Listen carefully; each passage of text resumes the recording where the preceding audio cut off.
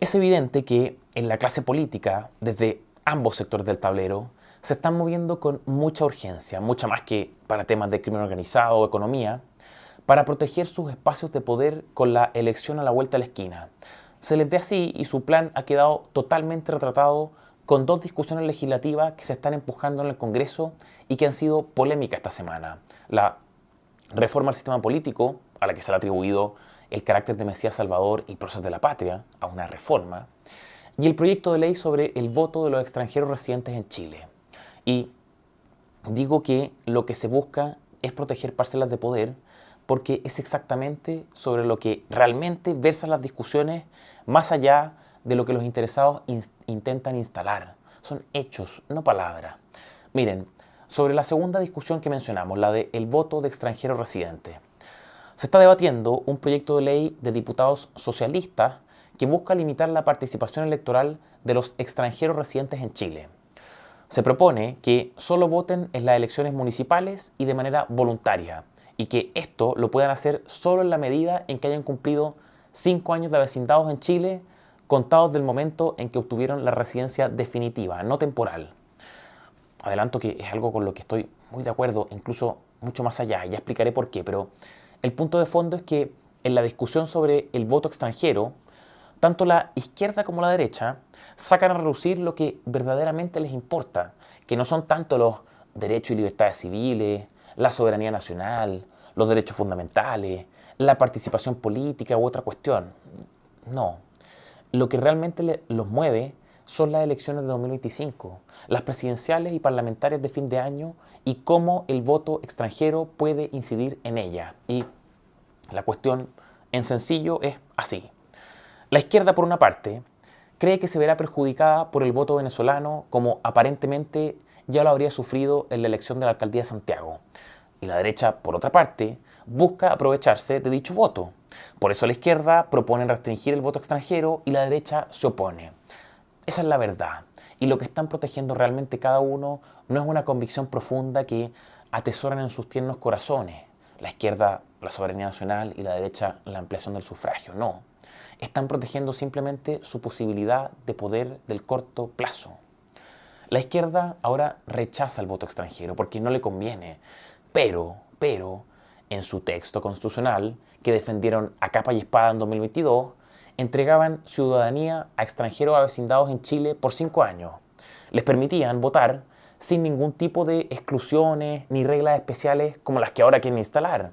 E incluso los habilitaban para postular al cargo de diputado o senador o a convocar un referéndum constituyente para el reemplazo total de la Constitución.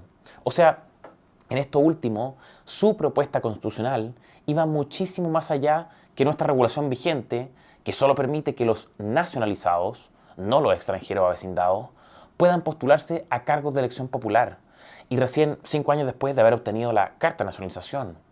La izquierda poco tiempo atrás proponía que el extranjero avecindado votara, fuera diputado o senador y convocara a referéndum constituyente de reemplazo constitucional total, solo estando avecindado por 5 años en Chile.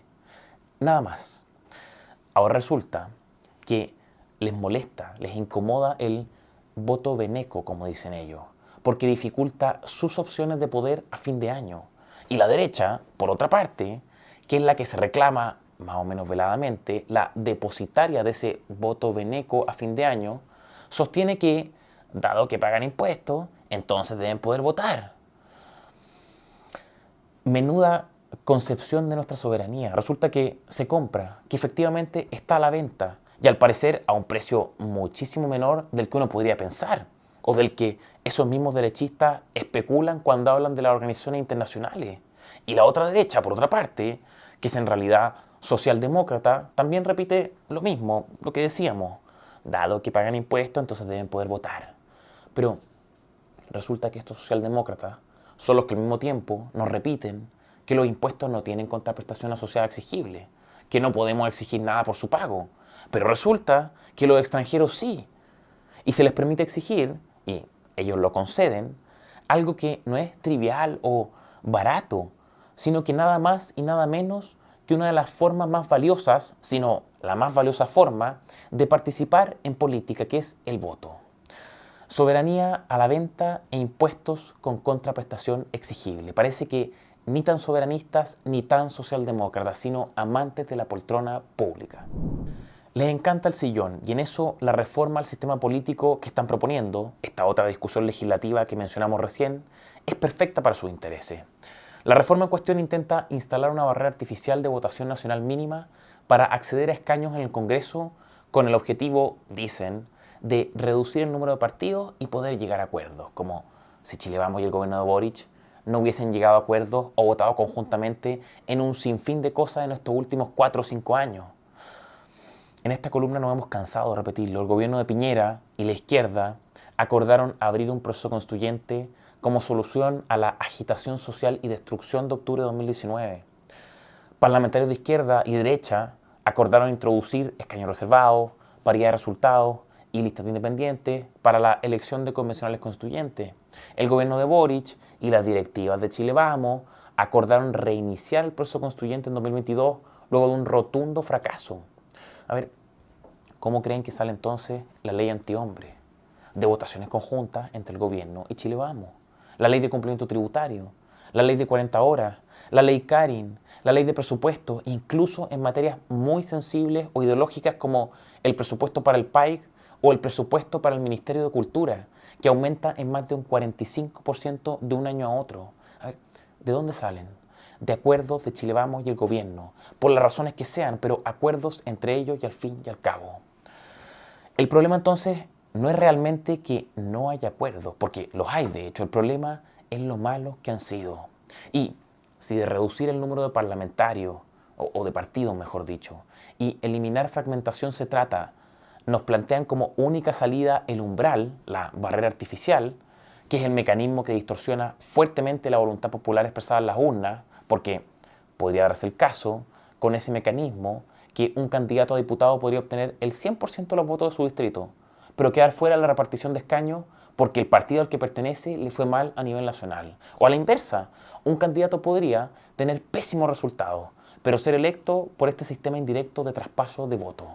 Es un mecanismo que distorsiona y que de paso obliga a los electores a pagar ese ajuste y no a los partidos, porque, claro, es la forma que a ellos, los incumbentes proponentes, no incomoda ni obliga a nada y les reduce además la competencia externa. Pero lo cierto es que no es la única alternativa para combatir la fragmentación y esta reforma al sistema político no es la reforma al sistema político. Es solo una idea posible de reforma entre muchísimas opciones, porque de nuevo, si de fragmentación se trata, ¿por qué no, en vez de introducir el umbral artificial del 5%, se opta por el mecanismo natural para reducir fragmentación, que es la prohibición de los pactos electorales? ¿Por qué no? Si se prohíben los pactos, los partidos deberán competir todos con todos, lo que no conviene ni a partidos chicos ni a grandes. ¿A qué se verán incentivados entonces todos esos partidos? A fusionarse para evitar una merma electoral. La regla en este caso, la regla de prohibición de pacto, genera condiciones, incentivos para que el sistema reduzca su nivel de fragmentación partidista y traslada la carga de dicha reducción a los partidos políticos y no a los electores, evitando así transgredir en forma brutal la voluntad popular expresada en las urnas. Pero no, esta no es opción para la clase política que empuja esta reforma, porque la verdad es que no quieren realmente autoincomodarse, y eso se nota en lo que declaran y en lo que se omiten proponer. Hablan críticamente de las pymes de la política, refiriéndose a los partidos chicos que van a hacer caja a la política, pero no les preocupan los holdings de la política, las grandes empresas de la política. En el fondo, si lo que les preocupa es que los partidos vengan a hacer caja a la política, ¿por qué no acabamos con el financiamiento público de los partidos políticos en Chile? Porque con esta reforma, más la instauración del voto obligatorio a perpetuidad, se aseguran sus bolsillos sin freno. ¿Por qué no se acaba con el financiamiento público de los partidos políticos en Chile? Porque, de lo contrario, si no están dispuestos a eso y reclaman por las pymes políticas, lo que realmente les preocupa es que un puñado de partidos chicos se lleven su tajada del financiamiento público de la política, pero no que unos cuantos grandes holdings políticos se lo lleven todo. Que los políticos eliminen el financiamiento público a los partidos. Eso es también reforma al sistema político, no de la que les gusta, pero lo es también. Difícil que pase eso porque, lo decíamos, esto es por ellos y para ellos. La reforma busca introducir también las órdenes de partido a los parlamentarios y la pérdida del escaño en caso de expulsión o renuncia. Quieren, dicen, terminar con el discolaje. Dicen porque lo cierto es que esta propuesta de reforma al sistema político supone que la indisciplina y el incumplimiento están radicados exclusivamente en el parlamentario y que por el contrario las directivas son la santidad terrenal y por eso un parlamentario puede ser empujado a renunciar, casos conocemos montones, o derechamente ser expulsado y con eso perder el escaño y dejar sin representación a los miles de electores que lo pusieron ahí. De nuevo, como si todos y siempre los problemas fueran de los parlamentarios y no de sus directivas. Y luego esas mismas directivas que lo echaron, escoger a dedo a su reemplazante. Imaginemos que ese supuesto de la reforma, directivas santas terrenales, es correcto. Si es que estamos en manos de santos, ¿por qué entonces no se les traslada la carga a los partidos políticos de contar con mejores candidatos? Si es que son santos, pueden hacer esa pega. ¿Por qué en esta propuesta de reforma al sistema político no hay exigencias adicionales para los partidos en el ámbito de las candidaturas, de las competencias o idoneidad de sus candidatos? ¿Por qué ni siquiera asoma la discusión acerca de los requisitos para ser candidato a un cargo público, más calificaciones para ser candidato, ciertos conocimientos, aunque sean básicos, cierta edad también? ¿O acaso vamos a seguir haciendo como que ser diputado a los 21 es normal? Decidir sobre el presupuesto, sobre organización de las Fuerzas Armadas, sobre la política fiscal, la organización administrativa del país, todo eso a los 21 años. Si la preocupación realmente fuera por el país, el sistema político, nuestras instituciones, y no solo por ellos mismos, estaríamos discutiendo todo esto.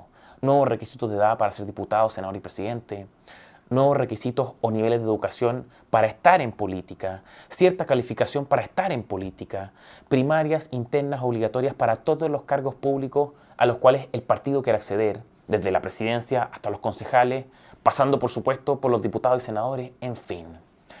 Yo creo que a la clase política ni siquiera se les pasará por la cabeza discutir estas cosas que hemos mencionado, porque realmente el interés es mantener ellos el control o no terminar de perderlo definitivamente. Y buena prueba de aquello son estas discusiones legislativas que hemos revisado.